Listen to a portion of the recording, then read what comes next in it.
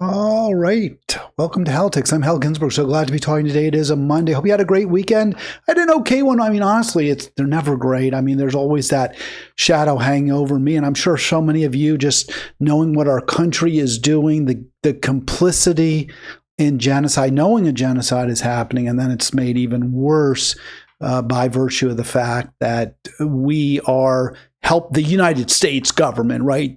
Our country, supposedly the greatest country on earth, is actually, responsible for it in the sense that we could stop it. And instead we're aiding and abetting what Israel is doing. So it is horrible. It looms over all of us. And I'll tell you another horrible thing that looms over us, and many people don't want to believe it or are in denial, just as I've read many posts on social media. I mean, it's clearly not where we are. The dynamics of the relationship between the United States and Israel is becoming less and less favorable for those protecting Israel, at least at least in terms of the numbers, right? If you look at the numbers game, more and more of us get that Israel is a genocidal state and the United States is as well. I think we understand that. The problem is the people who pull the strings, who make the decisions, are profiting from mass murder. So they're not going to change their minds. You can't, if somebody is making money, if their financial security, their wealth, more than security, their elitism, their remarkably privileged status depends on not believing the truth, or not recognizing it, denying it, then they will do that. And that's exactly what we're seeing tragically when it comes to genocide, and also when it comes to ecocide. I fear perhaps that we're not winning the public relations battle to the extent we should be when it comes to the climate crisis, the climate holocaust. But we all feel it. We're all living through it. The miserable summers, the ever hotter, more humid, more unpleasant weather that we have to experience. And that goes for just about everywhere. We feel it, but we seem not to recognize exactly what's driving this. And that is unfortunate. I'll never forget having dialogue with some really good people 10, 11, 12 years ago in Monterey who at one point were understood that humans burning fossil fuels was the cause of ever hotter observed temperatures on this planet. And of course, the climate catastrophe has accelerated over the past 11 years since I stopped broadcasting in Monterey. It's only gotten worse and worse and worse. The evidence has only become even more irrefutable, indisputable. And yet I still see posts on social media. I don't know where the population is. I certainly, this is not an issue that the Democrats talk about, and obviously the Republicans talk about to deny it. It's very unfortunate. I call today's program Paupers Can Defeat Princes. Here's how. Because I do believe there's a way. It's very, very tough. And I don't say Democrats can defeat Republicans, because obviously they can, because people hate Republicans just as they hate Democrats. So you can gin up enough anger and hatred towards your opponent if they're as reprehensible, as miserable people, as despicable as the Republicans are. You can gin up enough hatred to defeat them. The problem is if you're their mirror image, as the Democrats are the Republicans' mirror image, two sides of the same coin, if you will. If you're just as bad or virtually as bad, then they'll defeat you. And we'll keep going back and forth on a seesaw that leads us ever deeper, darker places. And that's what we've observed. Certainly we've observed that since Ronald Reagan was president. And it's, I guess you could say there have been a few little ticks in the right direction since then. But by and large, we've seen a steady and perhaps accelerating decline. I'd say it has been accelerating. You look at what happened under W, the torture, the undeclared wars that destroyed so much of the Middle East. And then Trump has amped it up so that we're now culpable, complicit in genocide. Something that certainly was aided and abetted that process by the Harris-Biden administration. So I do call today's program, yes, paupers can defeat princes, and I hope we can together unite. I think it is possible. I think, honestly, the medium that I'm using to broadcast this program does kind of tell us how. It is through mass media, social media, somewhat, and I know this was always discussed, 20 plus years ago when the internet really became a thing, and it's only grown exponentially since then, the idea that this could be a pro-democracy force. This could result in, kind of a reduction in the influence and the power of elites, because anybody, yours truly, of course, included in anybody, can go on the internet and broadcast. And you don't even need like the little rudimentary kind of primitive, I guess it's not primitive in the sense that the technology is very high, is very advanced that I'm using, but relatively inexpensive and primitive compared to what a television station, a cable news network uses. But in terms of the tech, it's very high tech. But, you could just do this with a cell phone and you wouldn't get quite as much. By the way, sorry about that hair sticking up. That's kind of irritating me, I have to say, when I'm looking at it. So the hope is that people, and I think we see this with young people, right? They get how awful the Israeli genocide is. They get that the world they're living in, that they're inheriting, is not a pleasant place in so many ways. What I think the problem is for them is there's no clear path. There's no clear way out of this horror show that our world is becoming. And for them, it's obviously worse. So many young people now in debt, college debt, never get out of it. Young folks who didn't go to college with really no real life prospects. I know, spare me the story of the one genius who figured out some solution at In-N-Out Burger to the problem of, the extra waste that they can save money by disposing of it in a different way. I mean, obviously, there's going to be some people who come up with really monetizable solutions. But by and large, the great majority of Americans really are facing grim prospects. And those prospects, grim though they may be, are far less grim than people around the world face. Those in Gaza are facing extermination. We have heard some positive stories coming out of the Middle East from the White House, even saying, well, we're going to set up food distribution sites. Trump said that. I guess he saw those starving images and couldn't quite be 100% heartless, or maybe just politically he thought, well, I have to say something. I can't just pretend I don't give a crap. But I'm not, buying that. There was an announcement, one of my close friends, actually, I do consider them to be a close friend, who I met, who I know, I've worked with, posted positively, not like with certitude, but with a positive attitude that there's a ceasefire, there's been an agreement, a humanitarian pause.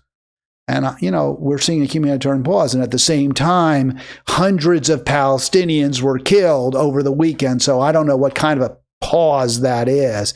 Some food airdrop, but the skeletal children, we see the images get worse and worse. I won't show those. I can't even look at them. They're too painful for me. And if I put them on the program, then, then I make it an 18 and over show. And I rather not. But you can find those.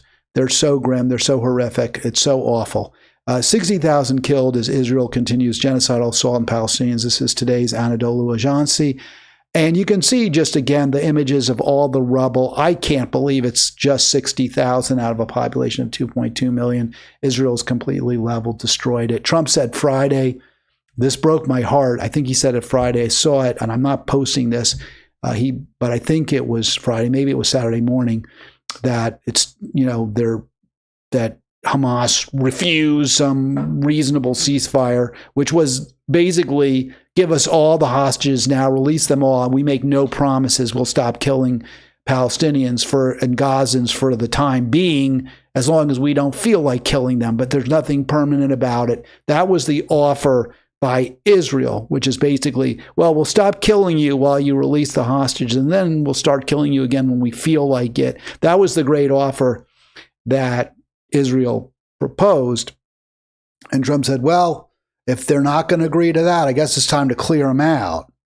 That's what Trump said. Now, I kind of backed off a little bit of that when he saw the images. He's with, I think, in the UK with Starmer, and they were like, no, this is, or Starmer, I think Trump realized politically he's already not doing great. A lot of people in his base don't support Israel, don't support the genocide. I think he realized maybe he wasn't in the best position at this point to just pretend like it's all Palestine's fault, it's all Gazans' fault. At least that's kind of my take. I could be wrong, of course.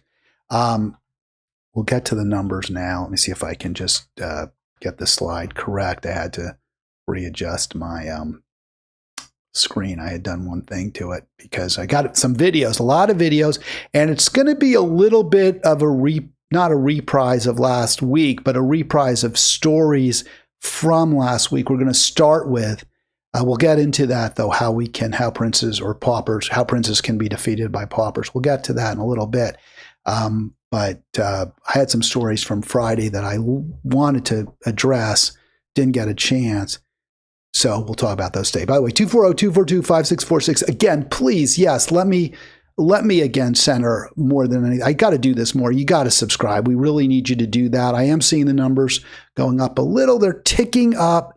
This is really, really important stuff. This is, by the way, this is the answer. How do paupers defeat princes? By using social media, by leveraging it, by pressuring politicians and others through extremely well viewed, right? Extremely popular videocast podcasts through influencers. Hopefully we become one. I get it. My influence is not big, but only through influencers who don't take corporate money or who, take it through YouTube ads, but aren't subject to bribery by the billionaire elites. That's how we do it. We have to recognize that mainstream media, lamestream media, corporate media, for-profit media, not independent media, that is not on your side. They are on the side of the princes.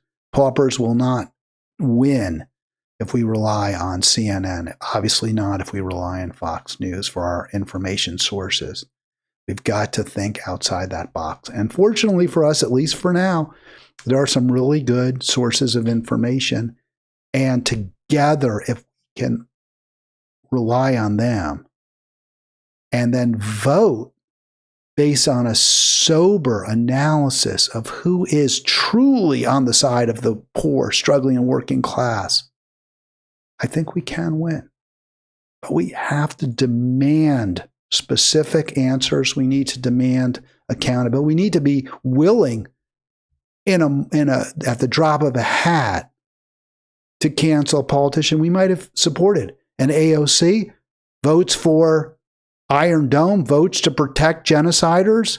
We drop them like a hat. We immediately pivot to supporting a challenge. Now, the problem is no one's going to challenge AOC in Queens because they're going to figure there's no way we can defeat her. We have to change that entire dynamic. There has to be constant fear among politicians that if they go against the poor, the struggling, and the working class, if they support the militarists, the warmongers, the ecociders, if they do that, the offshorers, the short timers, the bankers, if they do that, they support them, then we've dropped them. The problem is so many people don't know, right? You read your New York Times, you don't know that AOC, I don't know if they even covered that story that AOC voted for Israel. I don't know if anyone even knows that. Some people do, but I don't know if this has to all change. And that's how we can defeat it. It's going to be tough. I'm not saying it's easy. It's going to be very, very, very challenging. But it is possible. At least 59,921 Palestinians now confirmed dead as a result of Israel and the United States genocidal war on the Gaza Strip. 100 bodies brought to hospitals last 24 hours. So that humanitarian pause, if there was one, it wasn't observable. It wasn't discernible to anybody. And we also do know now that we have a very large number, and it keeps rising and rising, people being killed by Israel. Israel killing people desperate for food. 25 Palestinians killed over the past, I think it was 24 hours, well over 1,000 seeking aid. And 8,755 killed since Trump took over for Harris Biden. Relentlessly grim news. We're going to play a video in a moment. I'll just give you the numbers. A couple more kind of drier, maybe details, I don't know, from the Middle East, from Gaza. But we'll play a video that is a direct response and rebuke. This is a rebuke. We're going to play the video from CNN. I don't think anyone's going to question their reliability when it comes to criticizing Israel, right? I mean, this is a pro-Israel network. This is a pro-democratic network. This is a pro-military network. And they're going to provide, I think, really indisputable, testimony that Israel is killing innocent civilians desperate for food, that Israel is the reason that the food isn't getting to the starving people in Gaza, and that Hamas is not responsible for that horrific state of affairs. I know many of you want to believe that. I've seen posts on social media. I've seen responses to my commentary on social media where people will say, it's Hamas, don't blame Israel. That's clearly, undoubtedly false. It is Israel. Israel is the genocidal state. Israel is the Nazi country of the 21st century. 59,676 Gazans we have killed by Israel. 59,676, and that represents an increase of 204. I think I got that number wrong. Did I not add? We'll go back in a second. But we do see 245 more today than we reported Friday. So over the 3 days or 3 day weekend, Israel killed on average 81 people a day, over 81 people a day. And we do have now 87.55 Gazans killed by Trump and Netanyahu since Trump took power. So it's hard to believe anything could be worse. And let me just correct that. I did get the number wrong. I don't think I updated it. The total dead. So let me just correct that. Sometimes I got a lot of different numbers to add. I wish I had some kind of a what do you call it now? I wish I had some sort of automatic or mechanical way of doing this. So if I change one number, everything changes, but I don't have that yet. There probably is a way. I just don't know. All right. 240-242-5646 if you want to join me. 240-242-5646. Not seeing live chat. Numbers have been going up. Got folks, sometimes you may not see the numbers rise as much as I would have hoped. Part of the reason for that is we are on different platforms, so folks may be watching on Facebook who previously would have been on YouTube. I do hope you'll check us out on YouTube anyway and like us on YouTube. Even if you're watching on Facebook, please watch us on Facebook, of course. But then click that like, click that subscribe if you haven't yet when you go to the YouTube channel at Halitics. It's so funny. Yeah, I mentioned this before. Some people call it Halitics. And I'm like, Halitics? I would think you'd read Halitics, you'd get it's Halitics, but some people do think it's Halitics. So I'm like, no, it's not Halitics. This was just a headline that sort of struck me again, the irony, people saying there's a humanitarian pause from Al Jazeera. Israeli strikes kill 63 in Gaza, despite pauses as the hunger crisis deepens, and that's not a starving body of a little child in that image. So I decided I would show you that. But people desperate for food, dying, it is. These are images reminiscent, of course, of the Nazi Holocaust. Now, those of you who have heard, I doubt there's many people watching me who believe the Israeli propaganda, the Hasbara, that somehow it's Hamas's fault that Gaza is dying. I don't think there are too many who watch, but some of you may be reading those lies. You may be confronted with those lies on your social media posts, just as I've been. In fact, I'm sure you have been. So this is a rebuke. This is a response to those who believe the lies. And before I play Cindy McCain, I don't know. This is, again, CNN. This is John McCain's widow. I wouldn't believe her if she said we needed to go destroy Russia. I wouldn't say if she was coming on CNN to say, let's have nuclear war with Putin. We've got to stop him any way possible from taking over the world. No, I wouldn't accept that. But when the widow of a Republican senator who was hawkish, who was consistently voted for big military budgets, when she comes on and tells me that Israel is responsible, is guilty, I believe that, especially when it's on CNN. I don't believe it. I know it's true. All the evidence proves it. But this may be good, strong response to those few who are still in denial. Here's Cindy McCain. What happened was we had clearance to go through the Zakim gate. We were through the gate. The Israelis had, as you know, they clear everything and they decide when and if you go in. And we began our trek down the road, and what we saw were thousands of people running towards us, and they were hungry. They're starving. And all of a sudden, the Israeli tanks, Israeli guns, Israeli weapons from all kinds started firing on the crowd. And it was just, it's something that I hope never happens again. But more importantly, our group, WFP, our people that work for us were there too, and they were put in grave danger. So I wanted to stop it. So what Cindy McCain, just to repeat what she's describing, she's there on the ground in Gaza, and they see a crowd of hungry Gazans running, and then Israeli tanks start rolling in, and they're shooting at the Gazans. And then she says, but more importantly, this is what struck me. I mean, the truth is really critical, and she's telling you the truth. She's telling you that Israel is slaughtering. It's just a turkey shoot. They're treating these human beings as though their lives are utterly disposable. And that's what's important. Nothing could be more important than that. But for Cindy McCain, and again, I don't want to criticize her. She's doing really important work, and it's great that she's telling the truth. She's a truth teller.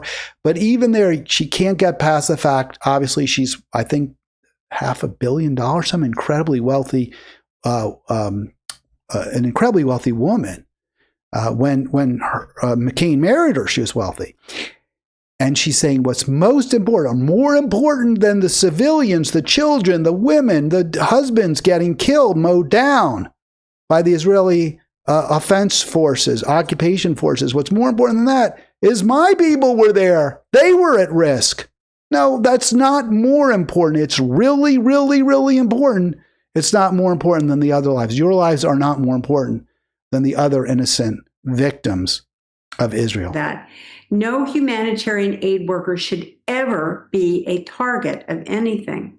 Well, this follows a trend over the last 2 months where over 800 Palestinians have been killed around aid distribution sites. The majority of those are at the controversial US-backed and Israel-supported Gaza Humanitarian Foundation.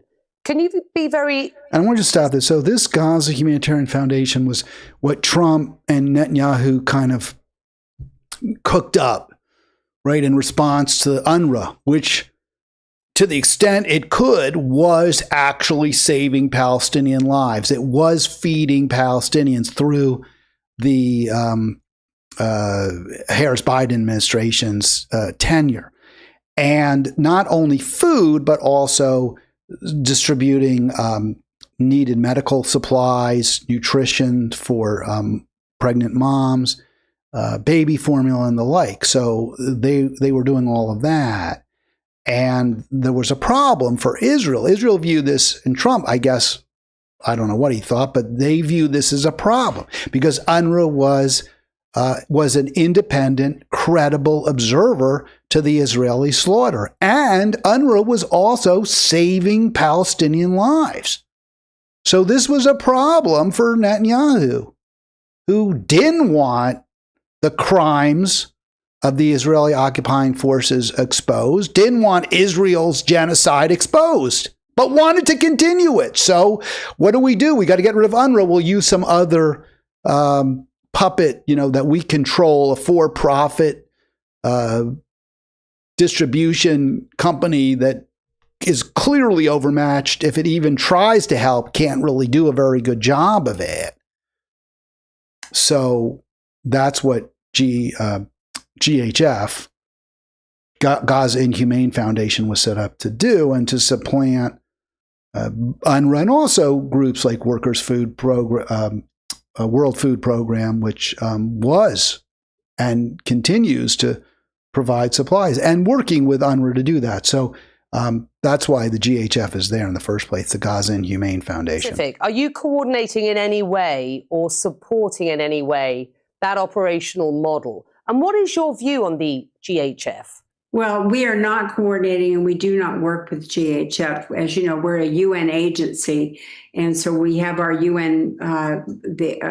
The way the UN operates is different from what GHF is doing. I don't really have any information about them at all because we don't even talk. The GHF model was developed according to those involved with it, with private sector input and Israeli government coordination, designed to minimize Hamas interference. And there is much reporting of Hamas looting.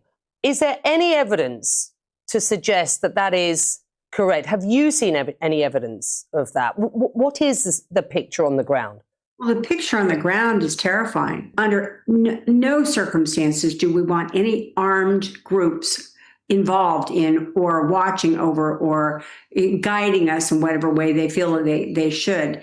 Armed groups are not necessary, and we do not want them. We want to deal in safety and with the guidance of humanitarian principles and humanitarian law. When we had full access, we had 400 distribution sites. We were getting in 600 trucks a day. So the capability that we have is unmatched by any other organization. So what we can, again, I mean, she's speaking clearly. There's no question there's no word salad. It's just direct. But just I want to underscore some of her points, not because she needs me to translate the way if AOC is talking or Kamala Harris is talking, and you really have no idea what they're saying.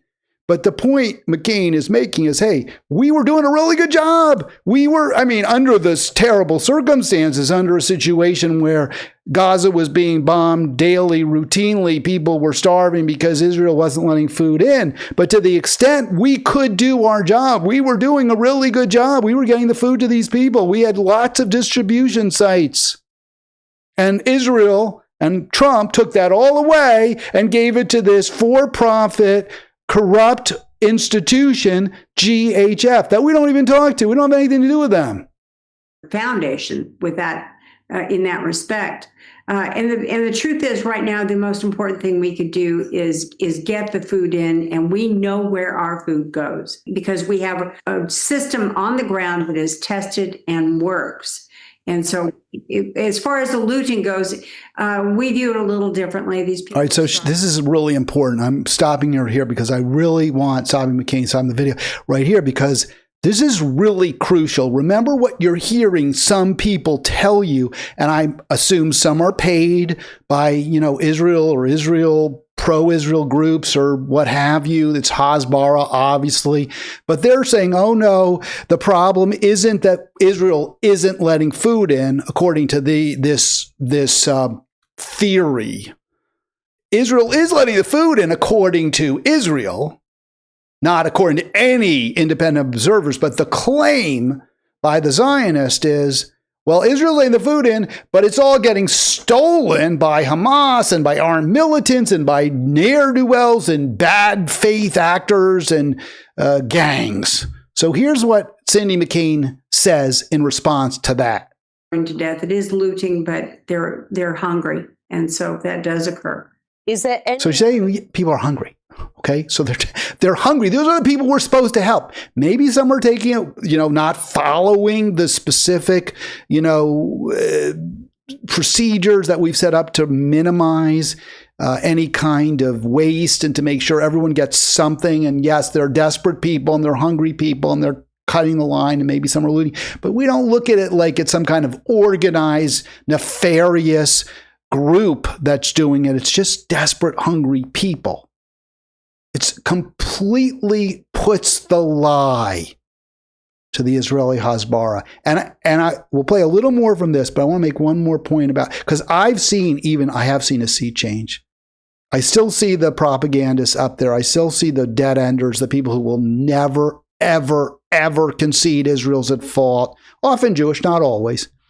But what I've also seen are some people who in the past would make excuses for Israel, would look for some argument to defend Israel. The people who would present the best case for Israel at all points, and they're not doing it anymore. I think many are just, no, we can't do this. We see what the apology we're seeing fewer of those.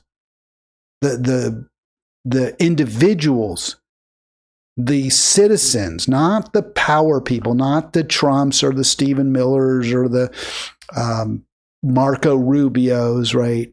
They're just, they're corrupted. They're not movable. But there are many Americans I'm seeing now and Jewish people who are like, yeah, this isn't right. So we're really seeing it, but it seems, does it not? Way too little, way too late. To suggest that Hamas operatives, those associated with Hamas on the ground, are involved in that looting, in interfering with the aid distribution to the extent that that food aid is not getting into the hands of those who need it most. We've not seen that. We have seen what happens as a result of people starving to death. But I'm going to stop it right there, and we'll end the video portion of this. But I'm leaving that headline from Cindy McCain. We have not seen Hamas diverting food aid, period. Full stop. We have not seen Hamas diverting food aid. Now, it's awful. More and more Palestinians, Gazans, and people on the West Bank too. But in terms of Gaza, starvation is it's entering. I guess they call it phase 5, stage 5, where the people are going to die. Even if you give them food, they're going to die. That's where we are. Probably hundreds of thousands more. We have to do what we can. Maybe Trump is going to get some food in there. Maybe he certainly could if he tried. Maybe the UK will. I hope, I pray it would be. I don't pray, but that's what I want. But we need to understand that this was a deliberate genocide, starvation, massacre, war crime by Israel, mass murder. And the people who are responsible, we want them to be held responsible. If nothing else, there has to be trials. There has to be some kind of convictions and incarceration for life for those who are responsible for this.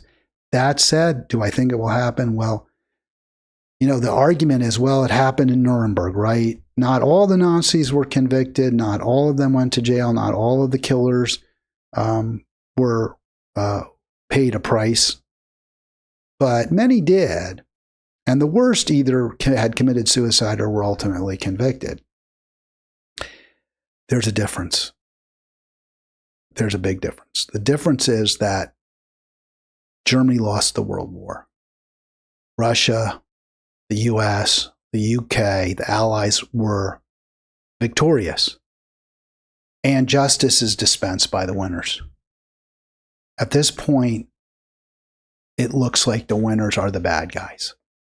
The winners are the killers. And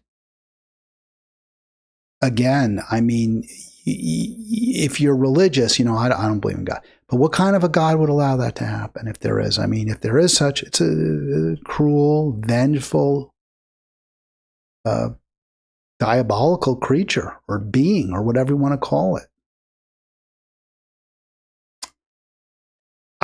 We have to defeat this. We have to defeat this evil, this result of rampant inequality, people who are desperate to have, you know, not just in Gaza, but in the United States. I mean, why did people turn to Trump? Because the alternative was just that bad. I mean, there were many Palestinians who voted for Trump because Harris Biden were that bad on the issue. So it could not be clear, at least as far to the way I see it. And if you disagree, please let me know why you disagree. 240-242-5646. We have to go in a different direction. We have to. I want to show, I was going to play this bad faith video for you, but I've been playing a lot of videos. So let me go again. This is more to the point why we have to go in a different direction. I think most of us would agree, although she's kind of been sidelined. Hillary Clinton, she was the nominee for the Democratic Party for president in 2016. She lost to Trump. There are many who blame people like me who voted for Jill Stein for Trump winning. She's still a power in the party. She still has a lot of influence. She has a lot of influence. People read what she has to say. People comment on what she has to say. I don't understand it. Doesn't make sense to me why anyone would view her as a credible figure, as a someone to influence them, but apparently she does. And she decided she was going to weigh in on this controversy where WNBA players, and there's Caitlin Clark, she's the biggest name, obviously, in the league. I don't know if she's the best player, one of the top players in the league. I never watched WNBA. I don't know that I've seen a play. But they're complaining their salaries aren't what they think they should be. And I think they're maybe making around $100,000 a year on average, something like that. I don't know. It's certainly a far cry from it's 100 times less than the average NBA player, which I think is about 10 million. So obviously they're not in the same ballpark. To me, this is not an issue I'm not concerned about in particular. I get that some of the women stars, some of the women players, including Angel Reese, who's well known, although maybe not that great a player, but certainly well known. I get that she said she can't afford an apartment. Now, she apparently wants a very expensive, a $6,000, $7,000 a month apartment, and that's $84,000 a year. So if she's making a little over $100,000, yeah, she can't afford that. She's in Chicago. I can believe it. Probably not even that luxurious an apartment for that money in Chicago. Probably pretty nice. In New York, it wouldn't be anything special. Still, she's got a lot more than most people. She's doing a lot better than most people, especially 22, 23-year-olds getting paid for to play a game. So I don't have a lot of sympathy for her. I get she's looking at the NBA and saying, wait, the guys are playing too. They put the ball in the hoop, so do we. Why should they get 10 times, 100 times what we do? Well, that's because their league is profitable. That's because their league funds your league. That's because they're better in an objective, absolute sense. They can dunk, you can't. They can shoot 3-pointers, you can't. I mean, there's a lot of ways. People say, well, Caitlin Clark can, she uses a smaller ball. It takes her a lot longer, in terms of the quickness. She can't get the shot off the way the guys can. And I'm not saying, fine, if you get fans, people go to your game, watch you on TV, get paid for it. But your league isn't even profitable. And all this is a long way to go to say that's why there's disparities in pay. It's not about sexism. It's not about unfairness in terms of people are treating you differently than they would treat guys. Guys who can play basketball the way you can play, they're not getting paid anything. You probably would lose. The best NBA player, WNBA players would lose to a guy's high school team. That's the difference in quality in terms of the play. But I'm fine with you making money as a women's league or getting paid for it. That's fine.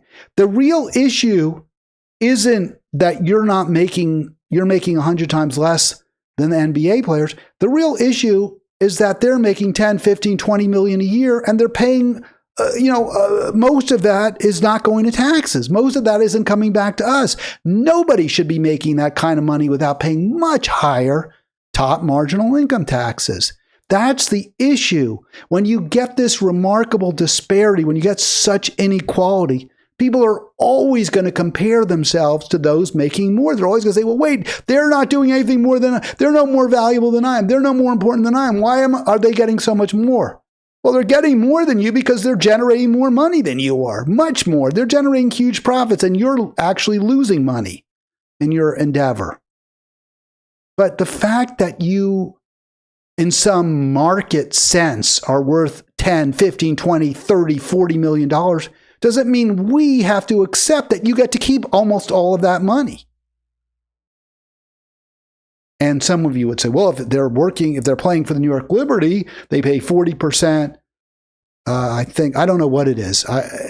Probably it's a little over 50%. When 39% is the top marginal rate, and then there's another 10% in New York so somewhere in the 50+% range. So yeah, if you're New York and California, you might not quite take home 50%.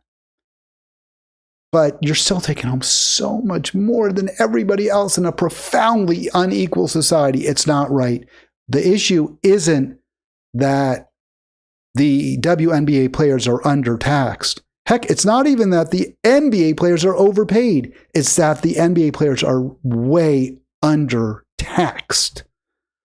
And nobody would care about a 10, 15, 20, $30 million, $50, $100 million salary take home.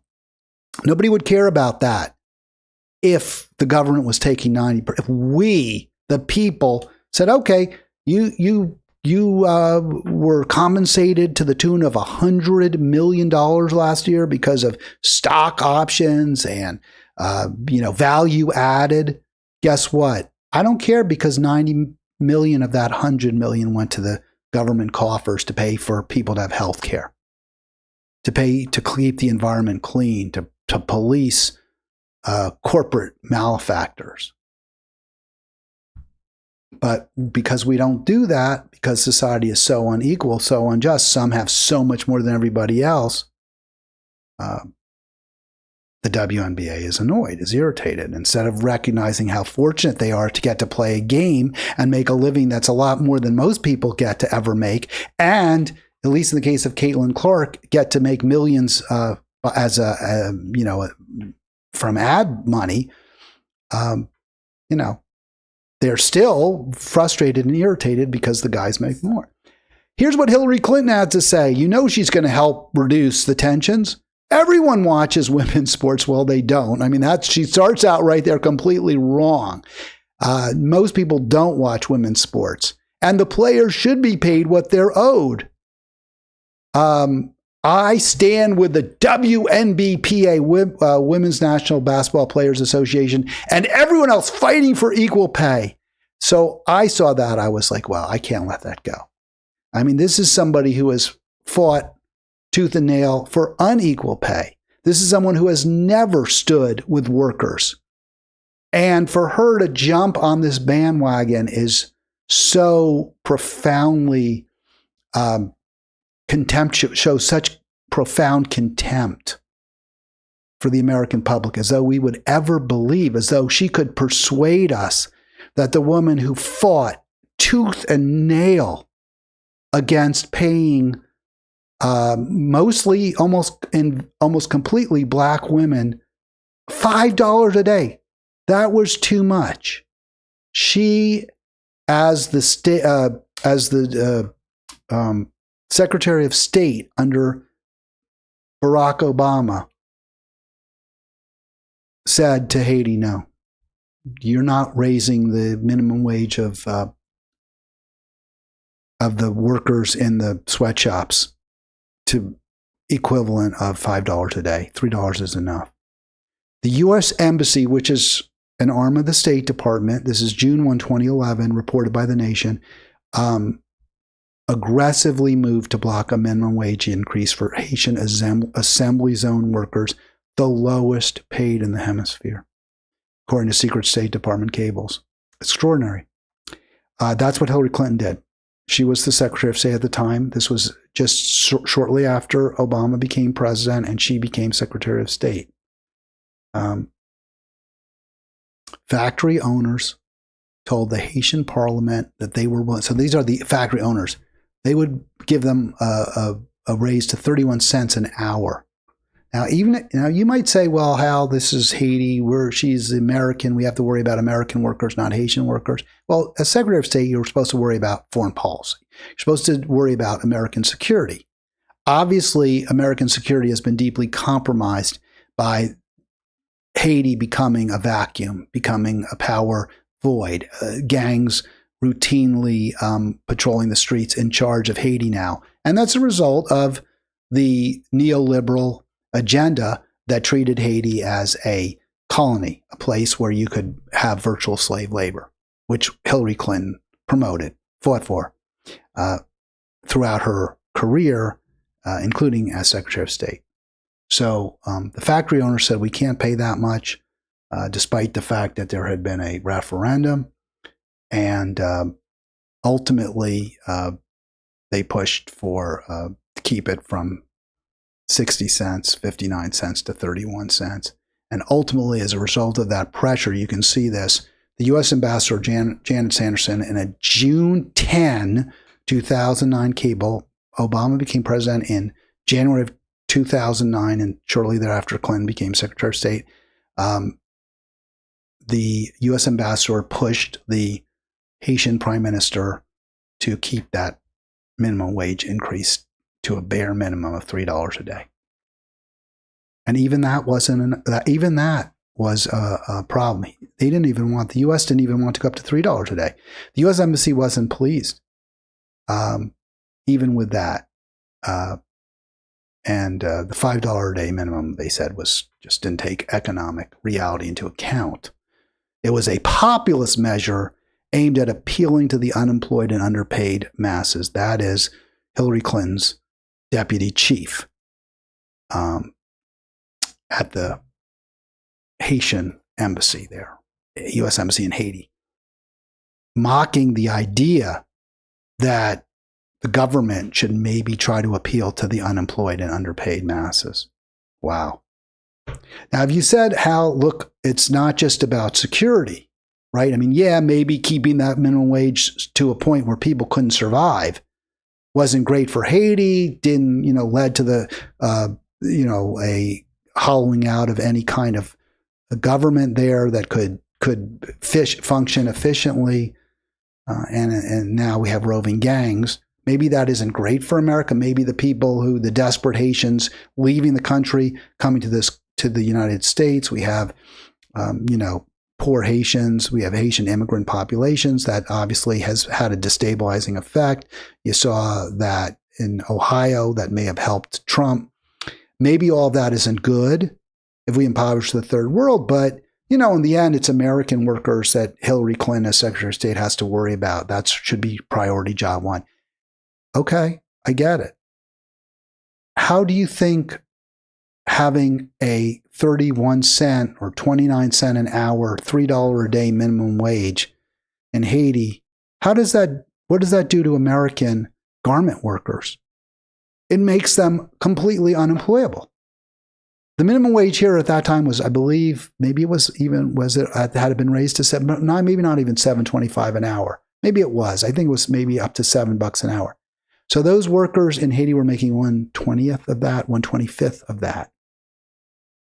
Obviously, Fruit of the Loom, Hanes, Levi Strauss, They would rather hire sweatshop workers in Haiti, who they're paying 1/25th what they'd have to pay an American worker. And the workers in Haiti have even fewer protections. Garment workers in this country do have unions to protect them. Sure, the government's going to overlook a lot of violations. Sure, the government in this country, the U.S. government, will overlook various law breaking by the sweatshop operators in Chinatown and around this country.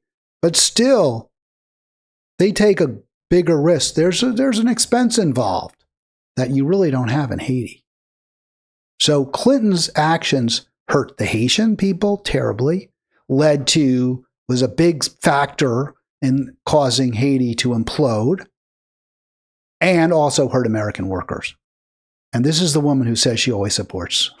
I mean, it's amazing. Does she really? How stupid does she think we are? We're really going to believe her when she tells us that she stands with women fighting for equal pay and everyone else.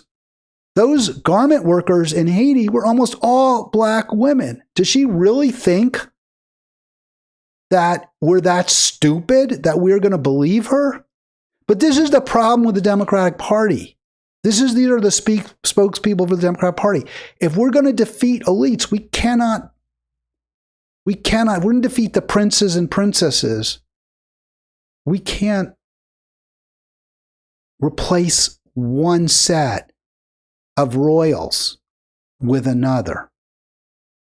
We have to look beyond the usual suspects. And the way we do that, again, I don't see any other way. But again, look at alternatives. Look at alternative media. Look at, and again, people like doing what I'm doing here. I just don't know what other options we have. Or do you want this queen here? Is that what, because if we defeat Trump, but you get, in this case, not a Hillary Clinton, but a Mayor Pete or a Kamala, do you really expect they're going to have a different view? Is there anything in their record that suggests that they have concern for, that they have empathy for, that they're going to put the interests of the ladies at this factory first? None at all. They're looking at them like you look at through a terrarium. That's the attitude that Hillary Clinton had. And that's the attitude the Democratic Party has towards workers. And that's why they lost. But I was really taken by this video. This is, so Chuck Todd, I guess he got fired by NBC. I'm not really sure. I haven't followed all this. But he decided to do a podcast. And I got to give him this much credit. Yeah, he chose a great name for his Chuck Todd, the former NBC. I remember back in the old Monterey days, do you remember Marie? I'm going to talk about Marie a little bit. Marie was helped at the station, and she was a good person, and she worked really hard. And I'm bringing her name up into this conversation only because we lost Marie, and I'm sorry to hear that. I think Marie was friends with Arlen, and I bring Marie up because I still remember Marie was a fan of Chuck Todd. And this was a long time ago. And I remember Marie saying that she liked Chuck Todd because she felt like he just gives it to you straight. And I thought she wasn't completely wrong. Chuck Todd did a lot of reporting at that point for MSNBC and I guess for NBC.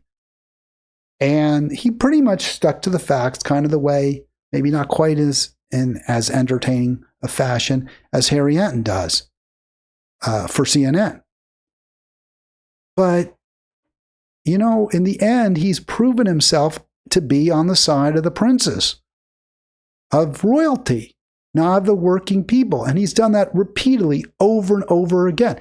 That said, he did give his show a good name. It's the Chuck Toddcast. Chuck Toddcast does not get a lot of viewers, does not get a lot of hits, better than I do, but not a star in the podcast universe. And you'll see why. I want to play this. I was quite amazed. Two clips from this really amaze me, but they also tell you why if we're going to defeat the elites, if we're going to stop genocide, we're going to stop ecocide, we're going to redistribute wealth in a fair and equitable fashion.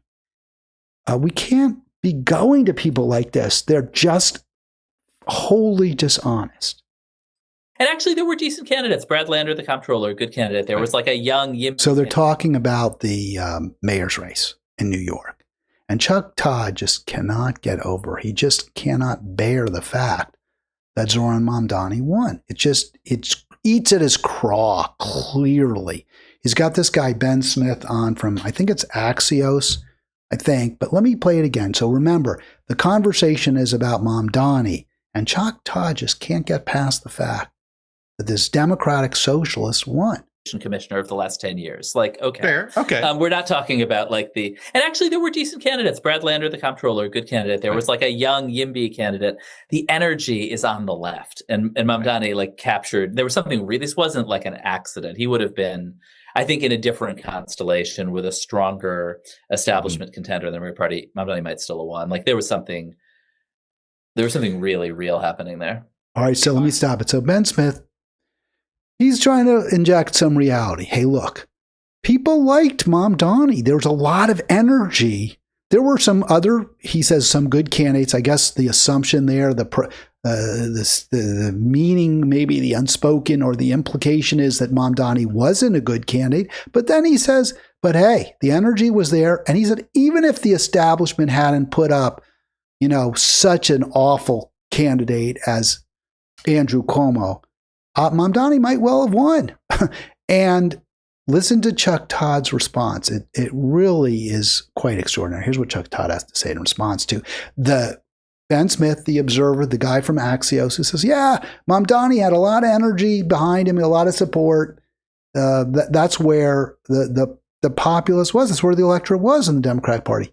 Here's Chuck Todd's answer. Hakeem Jeffries weren't basically the next potential Democratic speaker. All right, so let me go back and play that because you might not have heard it because I cut him off a little bit, and I really wanted you to hear this whole thing. So here we go. Mamdani might still have won. Like there was something really real happening there. If Hakeem Jeffries weren't basically the next potential Democratic speaker, I think he is the candidate that people want to run for mayor. No? So he says, is that, it's jaw-dropping. So Chuck Todd, one of like the big names at MSNBC for a decade, and he's saying Hakeem Jeffries would have been the preferred choice. You can't make this stuff. It is such it's such a terrible, terrible take that he would say, that he would think, Chuck Todd, that Hakeem Jeffries would have been preferred by New Yorkers to, I don't know how you could even, and I'll say this, I think Chuck Todd believes that. This is how out of touch these people are. These elite media people, they're so out of touch, they have zero understanding of the challenges working people face, the challenges that just trying to survive in New York poses for people. He has zero understanding. He thinks this guy would have somehow excited the voters of New York City, that this is who they wanted. And I get it. You get that syndicate, you get millions and millions from Wall Street and AIPAC. I think he got 1.7 million in the last election cycle from AIPAC. I get that. You can win elections. You can win a federal election. You're not going to excite the whole city. Listen to this. This is the man that Chuck Todd thinks was the preferred choice for mayor in New York City. And I'm starting it a little bit at the beginning because I couldn't stand this recording for some reason. This is from, you can see it, and I really wanted you to see where I got this from. This is from Jeffries posted this. This is a Hakeem Jeffries post. So you can see it says 2725 Congressman Hakeem Jeffries. This is his video that he's presenting. And you cannot hear the questions. It's totally like there's just a tiny little murmur. You can't hear it on this at all. A tiny little murmur, and then you hear his answer, which I think is a problem because you should hear the question. You should know what he's responding to. But here's what he has to say. I appreciate the question, Kevin, but I'm trying to figure out what leverage we actually have. What leverage do we have? Republicans have repeatedly lectured America. They control the House, the Senate, and the presidency. It's their government. What leverage do we have? I mean, is there anything less inspiring than his response? Well, we can't do anything. They have all the leverage. Why would anyone? It's also false. It's also false. They had a bare majority in the House. Just peel off 3 Republicans and you can stop legislation. And you can do that if you use the power of your voice. You use the power of argument. You go on the TV, the Sunday morning talk shows. You use social media. You convince people in purple regions that have Republican Congress members that proposals by the Republicans are bad, are going to hurt the country. At least you try. You don't say, well, what leverage? They don't have like filibuster-proof majorities. This is just crazy talk. And the other leverage you have is you present a vision for a better America. And you say, hey, we're going to win in 2 years and we're going to repeal these horrible Republican policies. You got to remember what Republicans are doing. We will repeal. We will make America a better place. Of course you have leverage. You go on TV. Anytime you want to go on a Sunday morning show, people will have you on. You have tremendous leverage, Jeffries. I mean, is there anything less inspiring than somebody saying, and this is a pure corporate Dem, this is the congressman from Israel. I mean, it is so astonishing that Chuck Todd would think the congressman from Israel and AIPAC would be the preferred choice of New Yorkers for mayor. I mean, well, that's why his podcast does so crappy. And I don't always show these kind of absurdities on my program, but I do here because this is what we have to defeat. Sure, he doesn't get a lot of viewers, but that mindset, that reflects exactly how elites see the world. They see it as we can just pick anybody. We can just pick this puppet, this weak, flaccid character. And if we promote them and if they haven't been tainted, or if there isn't some obvious scandal where they said something stupid, we can get them elected. That's the attitude of a Chuck Todd, a complete failure. It's the attitude of a Rachel Maddow, a complete failure to understand just how much pain, how difficult life is in America today as a direct result of the policies that people like Hakeem Jeffries have supported throughout their careers. So again, you have... I'm also confused. I'll stop it again. Again, you have this long pause because Jeffries doesn't audibilize the questions. And it's not good because he can answer however he wants. You don't know what the hell he's answering. But here he goes again. But I'm also confused about the leverage that we allegedly have in the face of such an overwhelming mandate that was given to Republicans by the American people. I mean, it's a joke. Overwhelming mandate, bare mandate. 3-vote majority in the House of Representatives, where he's the minority leader. By the way, unanimous choice. So Ilhan Omar, Rashida Tlaib, Summer Lee, Al Green, all the stalwarts who actually were willing to vote with Marjorie Taylor Greene and against Israel, they all voted for him. So they're useless to me. They're worthless. We have to go in a different direction, and we have to find better media to consume, and we have to be able to unite behind good, strong candidates who are going to fight for you. We're going to fight for the pauper, not the prince. One more point. And I'll play a little clip here. This is more from Todd. Again, astonishing to me that this is his takeaway when it comes to,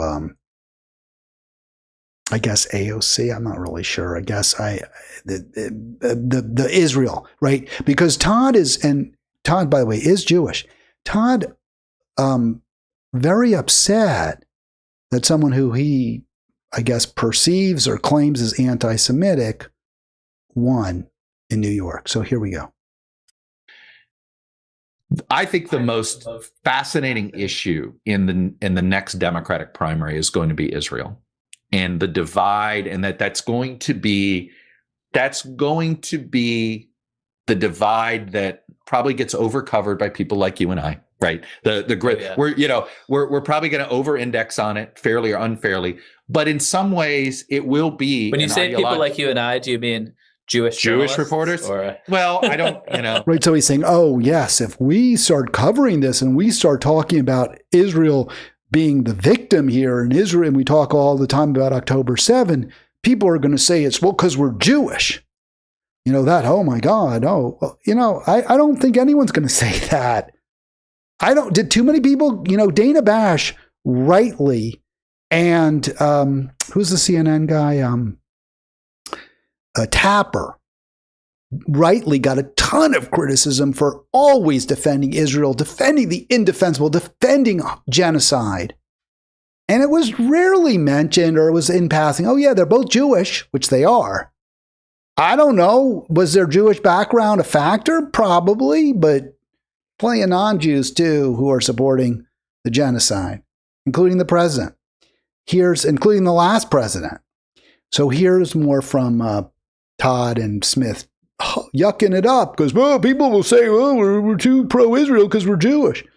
Here we go. Right.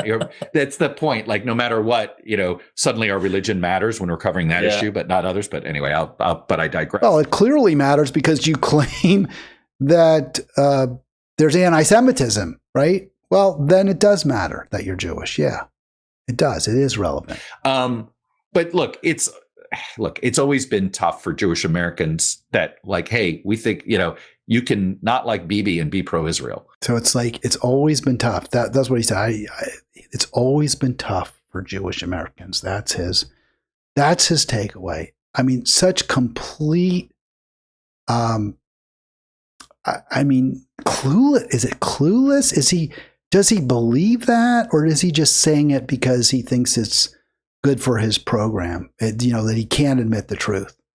This is a guy, we're talking about the WNBA, so they're getting paid, 6 figures to play a game, right? It's a pretty good deal. It's not as good as the NBA. They're getting paid 9 figures, 8, maybe not 9, 8 plus, making many times 8 figures, right? 10 million is 8 figures, maybe 50 million. Luka getting 50 million a year, something like that. So it's true that the WNBA is getting paid to play a game, but they're not getting paid that much. They're certainly not exorbitant. NBA is getting paid to play a game. Millions and millions and millions. Well, Chuck Todd, this is from earlier this year. Jessica Acosta, 5 months. You see 5 months. It means it was 5 months ago that this was posted. This was before, I guess, NBC let him go. $4 million a year to talk. To spout a load of crap, to spout pro-elite, pro-establishment BS. And he tells you, oh, it's always tough for Jewish Americans.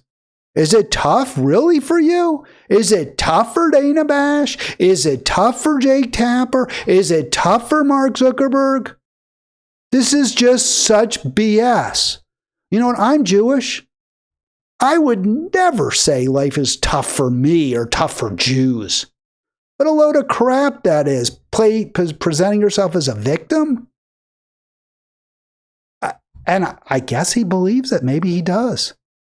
But this is what we're up against, this complete failure to understand the world as it is, complete denial of reality, punching down all the time.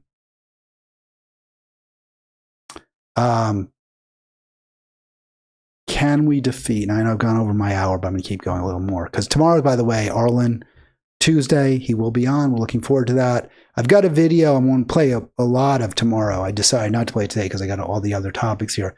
But I wanted to show you Mayor Pete. an interview last week on NPR that he's getting praised for. And I feel as though, that he's plain spoken. He's answering questions. He's not dodging the way Democrats usually do. I don't think he dodged, but he doesn't answer. He answers the mealy-mouthed NPR questions that are offered, but he doesn't give you any meat, and as far as I could tell, and maybe I'm wrong, maybe Arlen can set me straight, except for the orange man is bad, he doesn't give you any, meaning Buttigieg, any good reasons, any vision for the future that would be better for American people, and that therefore they should vote for him, for Democrats rather than for Republicans. And you know what? Democrats better come up with some reasons because they're doing terribly in the polls. Look at this. This is just the cover of this video. I'm going to show you a little more. And again, this is how can we win, right? That's the question. And I say paupers can defeat princes, but only if the paupers unite. And the paupers also have to reject the false prophets, the Chuck Todds of this world. Dems need to panic. July, worst ever net approval rating. This is in advance of the midterms, right, next year. So what does Cenk and I guess I had to roll have to say about that? Well, or no, it's not. It's this guy Schur, Michael Schur, who ran for office. Before I play it, though, there's one other point. So the response by Schur, I'm not going to play all of the clip, obviously very long, the whole video from Cenk and Michael Schur. But they say, yeah, the Dems are doing terrible in the polls, but they're doing great when it comes to raising funds. And Schumer and Hakeem Jeffries, who, according to Chuck Todd, would be the favorite of New Yorkers to be mayor if only he had run. Well, they've raised a lot of money. Here's what Cenk and Schur have to say about that. But if you don't take lobbyist money and you don't take PAC money, where are you left? You're left with a message that you cannot amplify. So I'm going to stop that right there because I thought that was a very correct, a very true statement and a very troubling statement by Michael Schur. What he's responding, and I'm going to go back and play it again in a moment, but I want to just, first just kind of explain where we are in this. Cenk was lamenting, bemoaning the Democrats going hat in hand to the billionaires in Silicon Valley and asking for their support and how wrong it is. And so Schur's saying, well, if they don't do that, if they don't get that money, then then all they have is a message that they can't amplify. But with the money, you buy ads, you can buy a bigger loudspeaker, you buy a big megaphone, and you can get you can make your case. It's often a dishonest case, it's a false case to the masses, but at least you can make a case.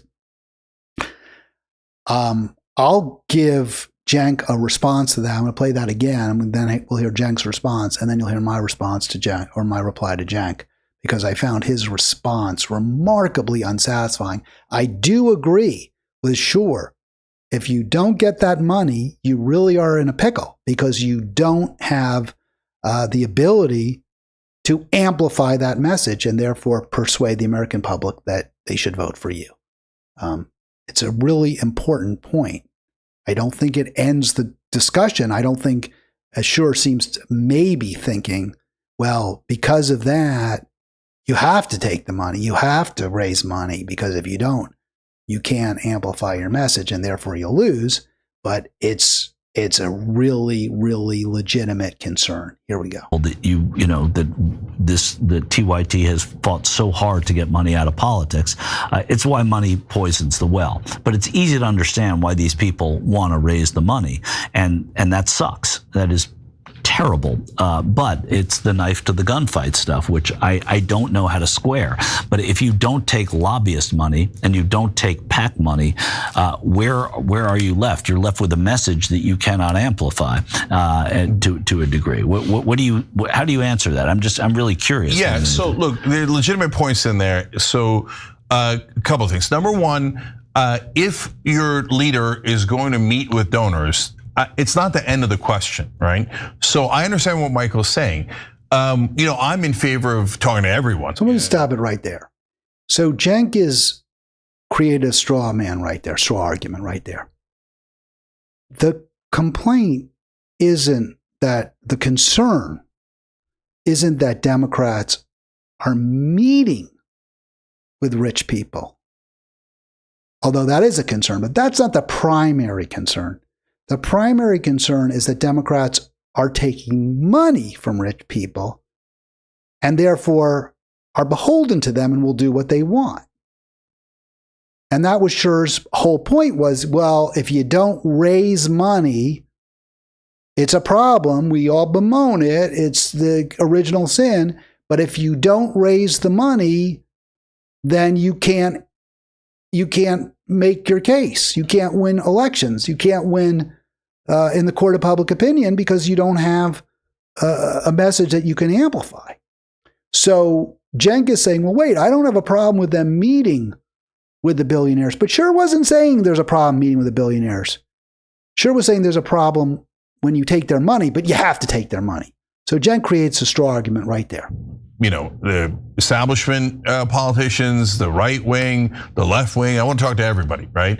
So if Hakeem Jeffries... And by the way, I'm going to interrupt it again, because even though it's true, Scher's concern wasn't that the politicians are meeting, the Democrats are meeting with the billionaire class. His concern is that because they take money, they're compromised.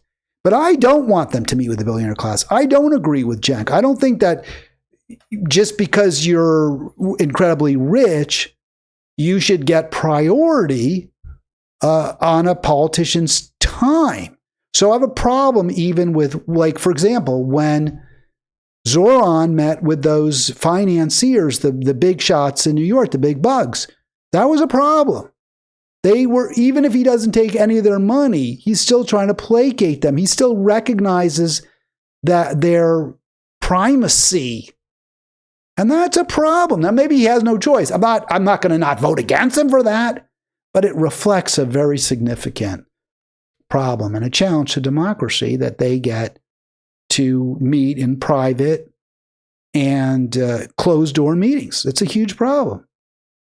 So Cenk doesn't recognize that. The issue is when you come back and your votes indicate and your actions indicate that you didn't just listen, you got orders and then you followed those orders. So yeah, but it's not about listening, Cenk. It's about getting money, because what Scher was saying is the problem. We've got to take their money because otherwise we can't win. We can't amplify our message. And Cenk's saying, yeah, but we can meet with them. But the problem is when we vote the way they want, but you'll never get their money if you don't vote the way they want. They're investing. And when you invest, you buy a piece of whatever you're investing in. They're not going to invest in Democrats if they're not going to get a pretty damn sure return on their investment. That's the problem, Cenk, and you don't address it. The crypto one's a perfect one. What, over 80 Democrats voted with the crypto scammers? So then don't tell me, oh, well, I could just listen to them and, they get to make their case, but doesn't mean I'm going to vote with them. Yeah, but if they don't take the money from the crypto crooks, the crypto scammers, they don't take their money. And I have a big problem with crypto too. We shouldn't have all these little, and I was looking at that bill, I was doing a lot of little research on it because I really didn't understand it, but so the bill says, oh, yeah, you can issue your own coin, right? Your own stable coin is what it's called, as long as you maintain the value of that stable coin pegged to the dollar. And therefore, we're all safe. You buy $1 of a stable coin and, you buy $1 of, of Exxon coin, which you can use to buy Exxon gas.